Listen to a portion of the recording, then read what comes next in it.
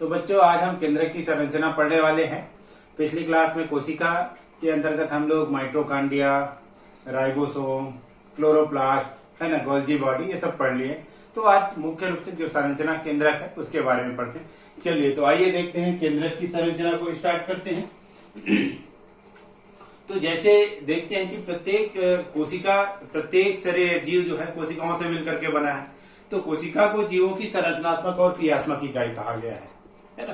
तो ठीक वैसे ही किसी कोशिका में जो केंद्रक होता है वो केंद्रक क्या करता है, उस पूरे कोशिका के नियंत्रण का कार्य करता है। या इसको इस प्रकार कहे कि किसी कोशिका के लिए केंद्रक उसके मस्तिष्क के समान है तो भी यह कहना गलत नहीं होगा, है ना। तो देखते हैं केंद्रक की संरचना। ठीक, तो सबसे पहले हम ये देखते हैं कि इसकी उपस्थिति या परिभाषा देखें तो कोशिका द्रव्य में उपस्थित अपेक्षाकृत बड़े गोलाकार रचना जो कि चपटी होती है और कोशिका विभाजन के समय ये पतले धागाओं से, पतले जो धागे जो क्रोमेटिन से गुणसूत्र का निर्माण होता है, इस रचना को हम केंद्रक कहते हैं, है ना। यदि इसकी खोज की बात करें तो रॉबर्ट ब्राउन 1831 में रॉबर्ट ब्राउन ने इसकी खोज की है या इनका नाम दिया है। यदि उसके बाद देखते हैं संख्या की बात करें तो संख्या देखते हैं कि सामान्यतः प्रत्येक कोशिका में एक केंद्रक होता है, लेकिन कभी कभी डबल पाया जाता है। जैसे कि उदाहरण है पैरामीशियम। तो ये जो पैरामीशियम है इसमें दो केंद्रक पाए जाते हैं, बाइन्यूक्लिएट कहते हैं, है ना। यदि आकार की बात करें तो अलग अलग कोशिका में इसका जो आकार है अलग अलग हो सकता है, वो कोशिका के ऊपर निर्भर करता है। चलिए अब हम इसकी मुख्य संरचना को देखते हैं। तो केंद्रक की परीक्षा में संरचना और कार्य पूछा जाता है। तो संरचना में देखेंगे तो सबसे पहला भाग यदि आप देख रहे हैं तो यहाँ पर लिखा हुआ है बाह्य केंद्रक झिल्ली, अर्थात बाह्य झिल्ली। तो हम ये देखते हैं कि कोशिका में केंद्रक के चारों ओर, आप ये देख रहे हैं कि केंद्रक के चारों ओर एक पतली जो झिल्ली दिखाई दे रही है, इसको बाह्य झिल्ली कहते हैं। यदि इसकी मोटाई की बात करें तो 70 से 90 एंगस्ट्रॉम मोटी होती है। इसको कैरियोथिका नाम भी दिया गया है। इस झिल्ली की बात करें तो बाह्य झिल्ली के बाहर तरफ आपको सफेद दाने, मोती के समान दाने रचना दिखाई दे रहे हैं जो कि राइबोसोम है। तो इसके कारण बाहर की सतह कैसी हो जाती है, दानेदार होती है, और आंतरिक सतह कैसी होती है, चिकनी होती है। क्योंकि पहले ही हम ये बोले हैं कि दो स्तरीय मेम्ब्रेन है। तो अंदर की तरफ यदि आप देखेंगे तो ये जो रचना है, ये है ना, ये इसकी आंतरिक मेम्ब्रेन है। तो बाह्य झिल्ली और आंतरिक झिल्ली के बीच ये जो खाली स्पेस पाया जाता है इसको परिकेंद्रीय अवकाश कहते हैं, जो कि सामान्यतः 100 से 300 एंगस्ट्रॉम मोटाई की होती है। तो ये तो हो गया बाह्य केंद्रक झिल्ली और आंतरिक केंद्रक झिल्ली और इसके चेंबर। इसके बाद यदि देखें तो ये जो झिल्ली है उसके बीच में ऐसा खाली स्थान हमको दिखाई देता है। ये आपको बीच बीच में खाली स्थान दिखाई दे रहा है। इसको न्यूक्लियर पोर या केंद्रिका छिद्र कहते हैं। वास्तव में कोई भी जो कोशिका है, जो बोलती है ना सेलेक्टिवली परमेबल मेम्ब्रेन होती है या विभेदकी पारगम्य होती है, तो ये जो पोर पाए जाते हैं, इन्हीं पोर्स के कारण ही ये कोशिका कैसी होती है, विभेदकी पारगम्य होती है, अर्थात पदार्थों का आदान प्रदान होता है। इसके बाद इसकी दूसरी जो मुख्य रचना है वो है इसका कोशिका द्रव्य, या फिर इस केंद्रक में हम इसको केंद्रक में क्या कहते हैं, इसको केंद्रकीय द्रव्य भी कहते हैं, न्यूक्लियोप्लाज्म कहते हैं।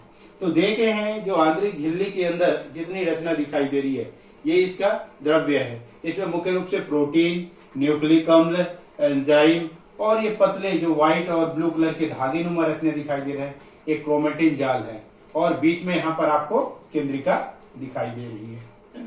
तो इस केंद्रक की रचना का अध्ययन कर रहे हैं। तो हम अब देखते हैं इसका जो तीसरा बिंदु है या मुख्य भाग है वो है क्रोमेटिन जाल। तो केंद्रक के केंद्रकीय द्रव्य के अंदर टेढ़ी मेढ़ी धागे के समान जो रचना दिखाई दे रही है, इन्हीं रचनाओं को हम क्या कहते हैं, क्रोमेटिन जाल कहते हैं। यदि आप देखेंगे जो क्रोमेटिन जाल है वास्तव में देखेंगे तो किससे वाला है, मिलकर बना है क्रोमेटिन से, है ना। और ये क्रोमेटिन क्या है, न्यूक्लिक एसिड है। जैसे कि हम देखते हैं कि डीएनए की बात जब पढ़ते हैं, है ना, तो डीएनए वास्तव में क्या है, न्यूक्लिक एसिड है। तो ये न्यूक्लिक अम्ल से मिलकर के बना है ना। ये किनसे मिलकर के बना है, वास्तव में न्यूक्लिक अम्ल से मिलकर के बना है। तो न्यूक्लिक अम्ल में डीएनए है, और डीएनए में जो दो भाग होते हैं, एक को बोलते हैं नॉन हिस्टोन प्रोटीन कहते हैं, और एक को क्या कहते हैं हम लोग, हिस्टोन प्रोटीन। अर्थात एक भाग में हिस्टोन पाया जाता है और एक भाग में हिस्टोन नहीं पाया जाता। तो जो नॉन हिस्टोन प्रोटीन है वही बाद में देखेंगे कि एमिनो एसिड के रूप में, है ना, इसमें जो चेन बनता है, जैसे डीएनए में हम पढ़ेंगे अगली क्लास में, तो उसकी चेन रहती है। तो ये जिसके क्रोमेटिन पतले पतले धागे के समान रचनाएं होती है। इसको इस प्रकार परिभाषित कर सकते हैं, क्रोमेटिन केंद्रक की विश्राम अवस्था में पाई जाने वाली पतली धागेनुमा रचना है जो कोशिका विभाजन के समय गुणसूत्र में बदल जाती है। उसको हम क्या कहते हैं, क्रोमेटिन फाइबर या क्रोमेटिन कहते हैं। तो ये क्रोमेटिन की रचना हो गई। अब बाद में वैज्ञानिकों ने ये जो क्रोमेटिन है इसको अभिरंजन करके देखा, तो इसके आधार पर ये दो प्रकार के उन्होंने दिया है। पहला उन्होंने बतलाया कि हेट्रोक्रोमेटिन। तो हेट्रोक्रोमेटिन क्या है पहले देख लेते हैं। रंजकों से अभिरंजित करने पर ये जो हेट्रोक्रोमेटिन होते हैं गहरे रंग में अभिरंजित होते हैं, जैसे आपको नीले कलर का ये दिखाई दे रहा है ना। तो इन भागों को उन्होंने क्या कहा, हेट्रोक्रोमेटिन कहा। और यदि रासायनिक रूप से देखें तो जो हेट्रोक्रोमेटिन कैसे होते हैं, उदासीन होते हैं, अर्थात क्रियाशील नहीं होते। ये सेंट्रोमियर और न्यूक्लियोलर में पाए जाते हैं। दूसरा भाग उन्होंने क्या बतलाया कि यूक्रोमेटिन है। तो यूक्रोमेटिन क्या है, ये वे भाग हैं जो अभिरंजित करने पर हल्के रंग दिखाई देते हैं, जो व्हाइट आपको यहाँ पर दिखाई दे रहा है ना। हल्के रंग के ग्रहण होते हैं और ये क्रियाशील होते हैं, है ना। इनको फ्लेमिंग ने बाद में देखा था, अगले हम गुणसूत्र पढ़ेंगे तो वहां पर फ्लेमिंग के बारे में ज्यादा दिया हुआ। तो इस प्रकार देखते हैं हेट्रोक्रोमेटिन और यूक्रोमेटिन। उसके बाद ये रचना आपको बीच में दिखाई दे रही है, इस रचना को हम कहते हैं केंद्रिका। तो जैसे कोशिका के अंदर केंद्रक है, वैसे ही केंद्रक के अंदर जो गोल रचना है वो केंद्रिका कहलाती है। तो केंद्रिका देखेंगे तो ये कैसा होता है, आकार में गोलाकार होता है और विकेंद्रीय घना आकृति होता है, अर्थात इसके अंदर और केंद्रक नहीं होता। इसके अंदर का जो पदार्थ भरा रहता है उस पदार्थ को हम लोग मैट्रिक्स कहते हैं, जो कि तरल और प्रोटीन से मिलकर के बना हुआ है। फिर ये दो भाग है, इसके दानेदार भाग से मिलकर के बना होता है। तो ये जो दानेदार भाग है इसको हम लोग दो भागों में बांटते हैं, पार्स फाइब्रोसा, है ना, और दूसरा जो भाग है पार्स ग्रेन्युलोसा, अर्थात इसमें ग्रेन्यूल्स के समान, ये देखिए उभार वाली भाग है और ग्रेन्यूल्स के समान रचना पाई जाती है। तो इसमें छोटे कण है, ये जो होते हैं वास्तव में देखें तो जो प्रोटीन राइबोसोम का निर्माण है उसमें ये महत्वपूर्ण भूमिका निभाता है ना। तो इस प्रकार देखते हैं कि ये पूरी जो रचना है केंद्रक की रचना है। परीक्षा में इसके कार्य पूछे जाते हैं तो हमको इसके कुछ कार्य बताना है ना। ये क्या करता है, पूरी कोशिका का नियंत्रण का कार्य करता है।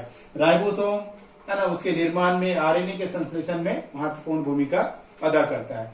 तो परीक्षा के दृष्टिकोण से इसकी संरचना और कार्य ये कैसे है, महत्वपूर्ण है।